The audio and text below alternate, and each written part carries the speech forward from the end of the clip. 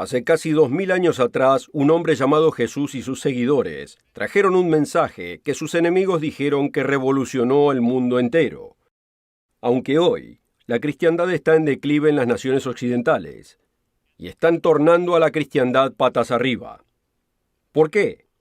¿Por qué ha quedado el mensaje de Cristo tan marginalizado y tan irrelevante en el mundo occidental? Parte de la respuesta es que hubo un infame asalto contra la Biblia por individuos que simplemente no quieren que nadie les diga qué hacer, y mucho menos el Creador. Pero hay otra razón igualmente importante. La cristiandad moderna ha fallado en revelar la gran esperanza que Dios tiene para la humanidad, como aparece en la Biblia.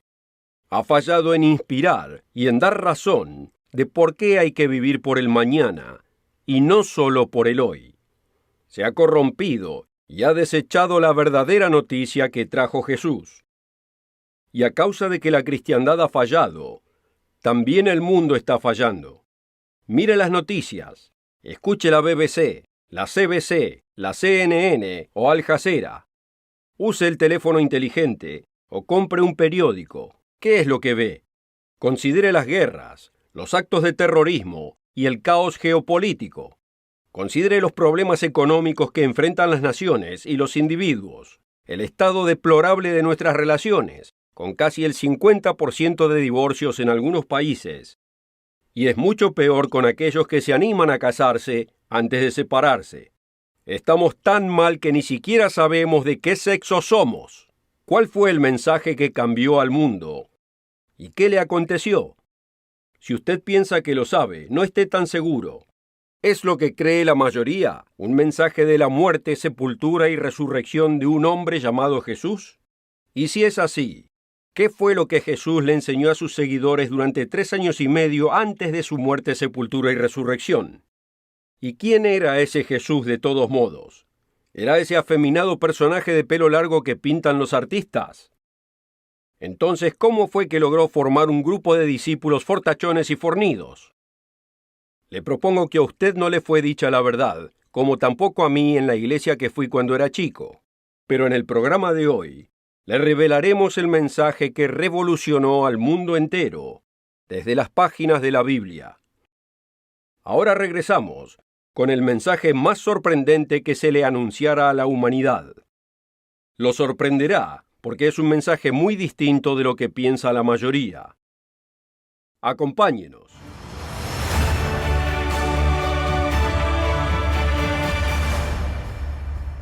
Una calurosa bienvenida a todos al Mundo de Mañana y a la Iglesia del Dios Viviente, patrocinador de este programa. Hoy estoy preguntando, ¿por qué usted no ha escuchado el mensaje que revolucionó al mundo entero? ¿Por qué la moderna cristiandad no le dio el verdadero mensaje que Jesús le trajo a la humanidad? ¿Se da cuenta que este mensaje no era acerca del cielo, sino de la única solución para los problemas que encaramos aquí mismo en el planeta Tierra? Una de las citas más famosas de Jesús se encuentra en Mateo capítulo 19, versículo 24, donde dice: «Es más fácil pasar un camello por el ojo de una aguja que entrar un rico en el reino de Dios». El enfoque de algún modo en este pasaje es que había acomodo para el rico, que figurativamente tenían el pase ya asegurado. Pero hay 3 cosas en este pasaje que son universalmente pasadas por alto. La primera es que la reacción de los discípulos de Cristo no es la que la mayoría creen. Uno piensa que ellos entendieron el simple hecho de que las prioridades de los ricos les impiden entrar en el reino de Dios. Pero esa no fue la respuesta de ellos. Notemos el versículo 25. Sus discípulos, oyendo esto, se asombraron en gran manera, diciendo: ¿Quién pues podrá ser salvo? En otras palabras, pensaron totalmente lo opuesto de lo que la gente de hoy entiende del enunciado de Jesús. Ellos pensaron que los ricos tenían una ventaja. Esto es entendible, porque Dios bendijo a muchos de sus servidores del pasado. Abraham, el padre de los fieles, nos es dicho que tenía una gran fortuna, como dice en Génesis 13:2. Y Abraham era riquísimo en ganado, en plata y en oro. La Biblia revela que los patriarcas Isaac y Jacob eran muy ricos y que el antiguo Job era extremadamente rico, y los proverbios nos dicen que el diligente prosperará. Era entendible que los discípulos pensaran que la riqueza es una señal de la justificación y bendición de Dios, y pensaran, ¿quién pues podrá ser salvo? Pero hay dos puntos adicionales en este pasaje que son pasados por alto, y debo volver a preguntar, ¿por qué la cristiandad moderna no se enfocó en lo que sigue del enunciado de Jesús acerca del rico? Sin duda usted ha escuchado el Evangelio de la prosperidad o de la persona de Jesús, pero no ha escuchado su mensaje. Además de la intrigante respuesta de los discípulos al enunciado de Jesús, encontramos que provocó otra pregunta. Versículo 27. Entonces respondiendo Pedro le dijo, «He aquí nosotros lo hemos dejado todo, y te hemos seguido. ¿Qué pues tendremos?» En otras palabras, Pedro estaba preguntando, ¿qué hay para nosotros? ¿Para qué hacemos todo esto? ¿Para qué dejamos el negocio de la familia y el cómodo estilo de vida por seguirte a ti? Estoy seguro que Pedro buscaba algo más que riquezas en esta vida, pero quiso saber específicamente cuál sería su recompensa. ¿Y cuál fue la respuesta de Jesús? En vez de reprender a Pedro por lo que sería considerado una pregunta egoísta, Jesús le respondió de un modo que usted quizás nunca haya escuchado.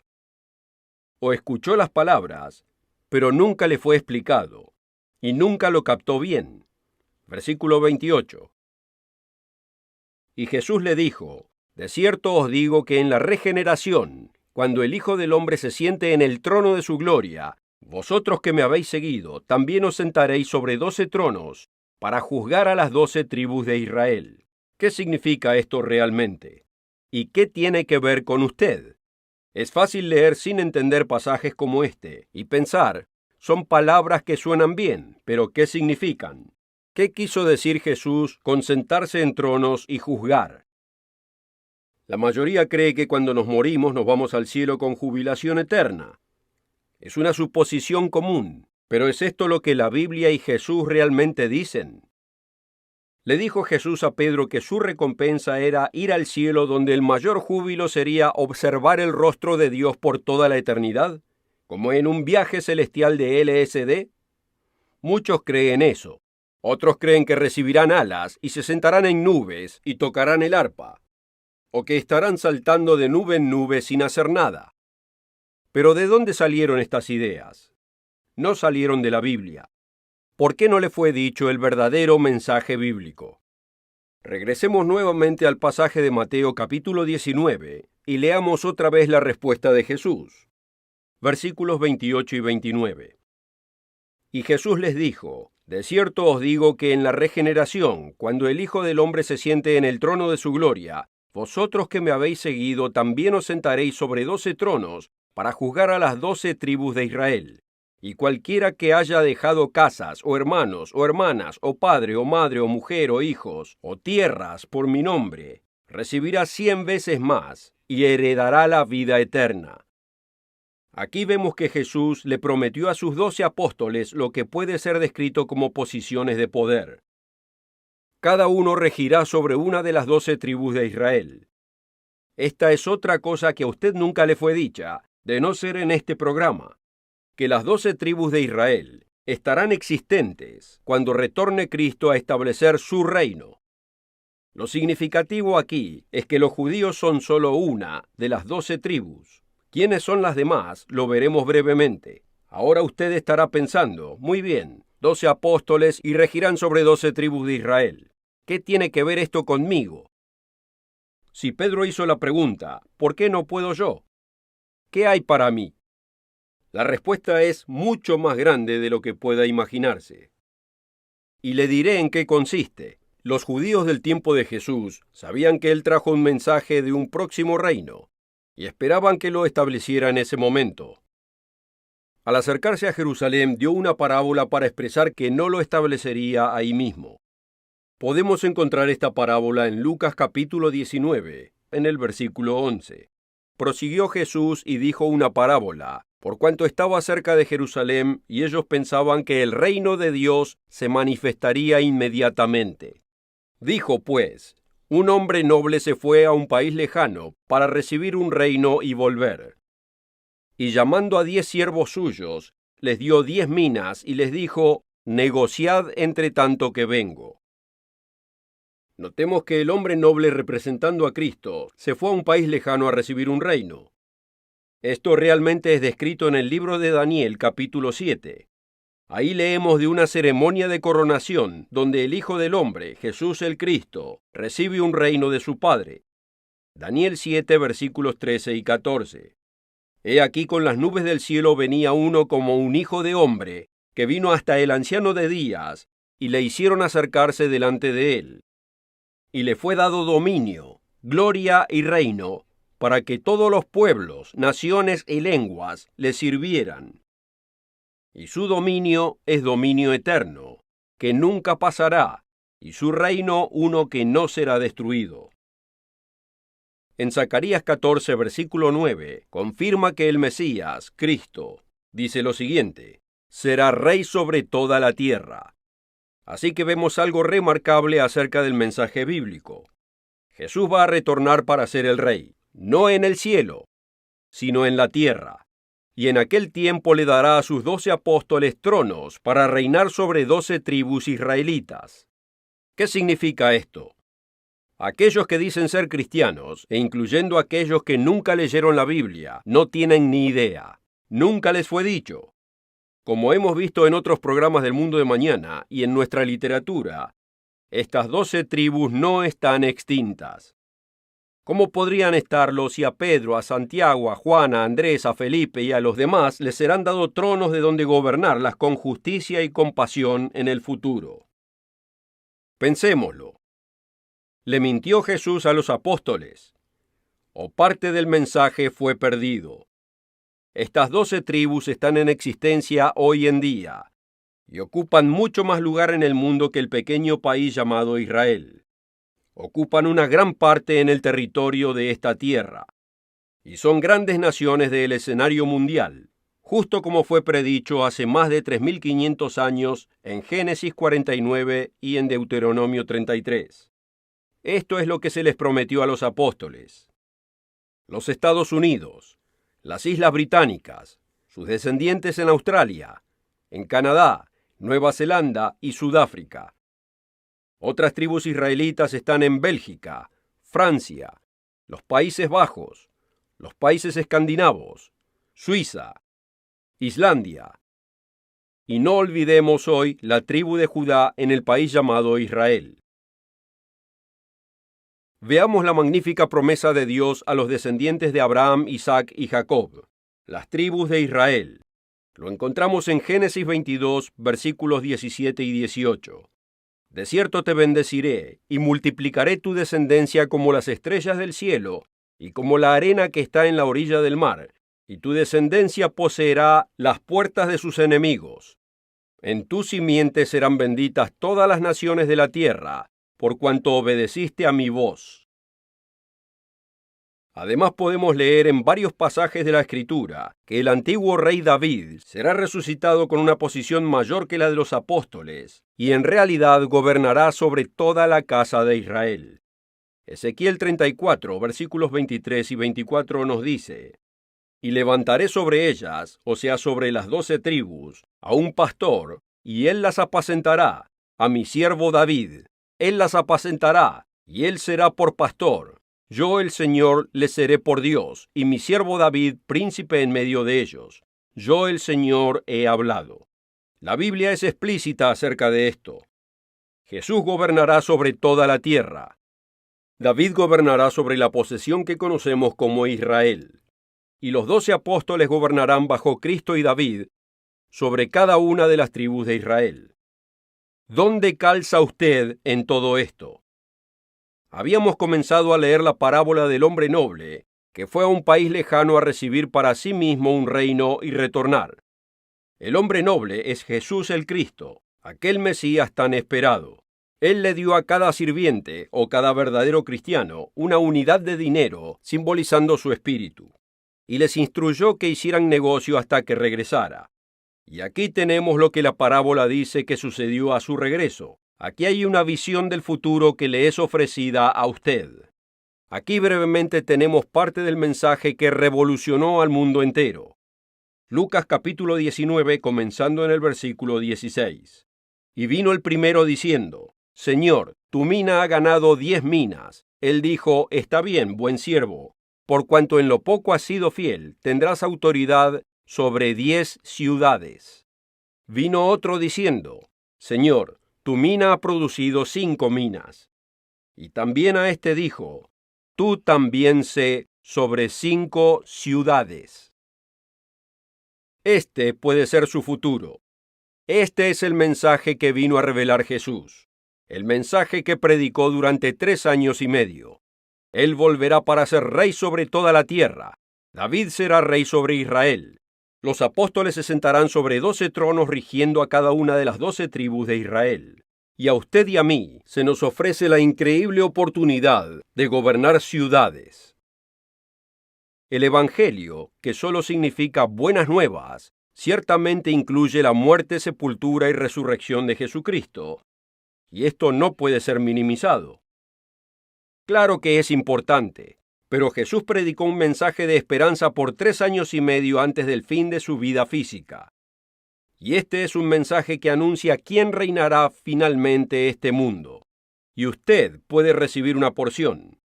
Considere lo que significa. Nuestro mundo presente está lleno de guerras, terrorismo y brutalidad.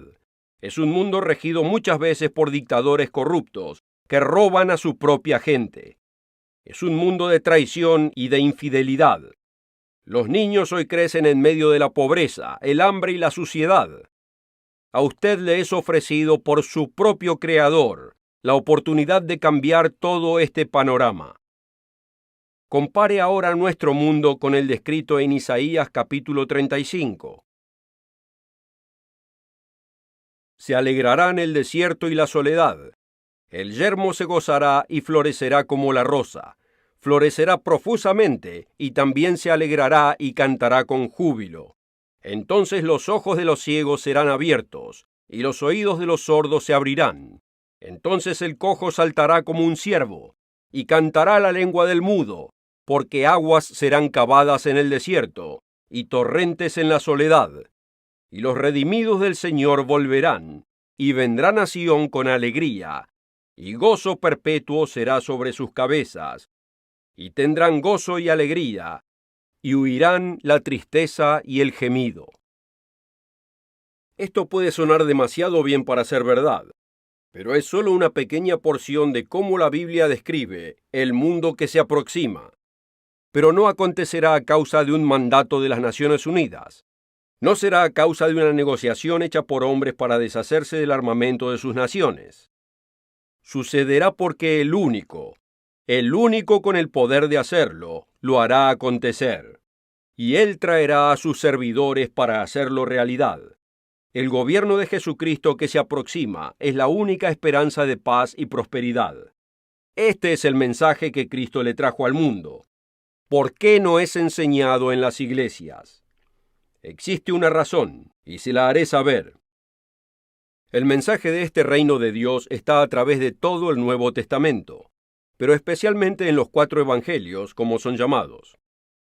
Después de haber hecho increíbles milagros en la ciudad de Capernaum, Jesús le declaró a aquellos que no querían que se fuera: es necesario que también a otras ciudades anuncie el evangelio del reino de Dios, porque para esto he sido enviado. Nos es dicho en Lucas capítulo 8, versículo 1. Aconteció después que Jesús iba por todas las ciudades y aldeas, predicando y anunciando el evangelio del reino de Dios. Cuando un hombre le dijo que lo seguiría a Jesús, pero primero tenía que pasar un tiempo con su familia y amigos, Jesús le dijo sin vueltas, en Lucas 9:62, ninguno que poniendo su mano en el arado mira hacia atrás es apto para el reino de Dios. La palabra de, en este caso, significa posesión. Es el reino de Dios. Y ya que Dios vive en el cielo, es el reino del cielo. Bienaventurados los pobres en espíritu, porque de ellos es el reino de los cielos. Con todos estos claros enunciados, y permítame decirle que hay muchos más, ¿por qué nunca le fue dicho este mensaje? Existe una respuesta, y está en las páginas de la Biblia. El apóstol Pablo estuvo viajando por Macedonia y por Grecia, y estaba apurado por llegar a Jerusalén para observar la fiesta de Pentecostés. En vez de detenerse en Éfeso, decidió encontrarse con los ancianos de esa región en una localidad más conveniente. Y lo que les dijo fue estremecedor. Porque yo sé que después de mi partida entrarán en medio de vosotros lobos rapaces que no perdonarán al rebaño. Y de vosotros mismos se levantarán hombres que hablen cosas perversas para arrastrar tras sí a los discípulos. Por tanto, velad, acordándoos que por 3 años, de noche y de día, no he cesado de amonestar con lágrimas a cada uno. Pablo sabía que el mensaje de Jesús sería corrompido cuando se infiltraran en la iglesia hombres perversos. También sabía que algunos de dentro de la iglesia corromperían el evangelio para sacar ganancia de la gente de Dios. En su segunda carta escrita a la iglesia de Dios en Corinto, amonestó a la gente por dejarse convencer y aceptar a un Jesús distinto y un evangelio distinto. Segunda de Corintios capítulo 11, versículo 4. Porque si viene alguno predicando a otro Jesús que el que os hemos predicado, o si recibís otro espíritu que el que habéis recibido, u otro evangelio que el que habéis aceptado, bien lo toleráis. Más adelante, él explica por qué era predicado un Jesús distinto y por qué era predicado un evangelio distinto. Versículos 13 al 15. Porque estos son falsos apóstoles, obreros fraudulentos, que se disfrazan como apóstoles de Cristo. Y no es maravilla, porque el mismo Satanás se disfraza como ángel de luz. Así que no es extraño si también sus ministros se disfrazan como ministros de justicia, cuyo fin será conforme a sus obras. Jesús predijo que muchos serían engañados por ministros que decían que Jesús era el Cristo. Usarían el nombre de Cristo y en el proceso engañarían a muchos. Mateo capítulo 7, comenzando en el versículo 21. No todo el que me dice Señor, Señor, entrará en el reino de los cielos, sino el que hace la voluntad de mi Padre que está en los cielos. Muchos me dirán en aquel día, Señor, Señor, ¿no profetizamos en tu nombre y en tu nombre echamos fuera demonios, y en tu nombre hicimos muchos milagros? Y entonces les declararé, nunca os conocí, apartaos de mí, obradores de iniquidad. El Nuevo Testamento está lleno de advertencias acerca de una falsa cristiandad que corrompería el mensaje de Jesús. Este mensaje es un apasionante mensaje profético acerca del mundo de mañana y el lugar que usted puede tener en él. A veces nos hacen la pregunta, ¿qué haría usted para cambiar al mundo? Esta es la oportunidad que tiene Cristo para usted. Y todo comienza al descubrir esta apasionante verdad que revolucionó al mundo entero. No puede sentarse en una mecedora sin hacer nada. Usted necesita este conocimiento y debe tomar acción ahora. Asegúrese de ordenar su copia gratis de ¿Conoce usted el verdadero evangelio? No lo posponga. Hágalo ahora. No pierda su oportunidad de ayudar a este mundo adolorido.